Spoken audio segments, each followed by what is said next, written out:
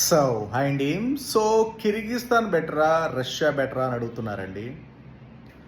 Sir Kyrgyzstan బెటరా Russia better అనే బదులు మీరు మన ఇండియాని తీసుకుంటే, రష్యా ఇండియా అనుకుంటే, కిర్గిస్తాన్ అనేది ఒక బంగ్లాదేశ్, ఒక నేపాల్, ఒక శ్రీలంక, మన చుట్టుపక్కల ఉన్నాయి కదా పాకిస్తాన్, ఇలా చిన్న చిన్న కంట్రీస్ అండి. నార్మల్ కంపారిజన్ మీకు అర్థం చేసుకోవచ్చు. ఏ స్టాండర్డ్ ఆఫ్ ఎడ్యుకేషన్ ఉంటుందో, ఏ క్వాలిటీ ఆఫ్ స్టాండర్డ్స్ ఉంటాయో, లేకపోతే అసలు ఏంటి అనేది మీరు అర్థం చేసుకోవచ్చు కంపారిటివ్ ఇండియాతో పోల్చుకుంటే.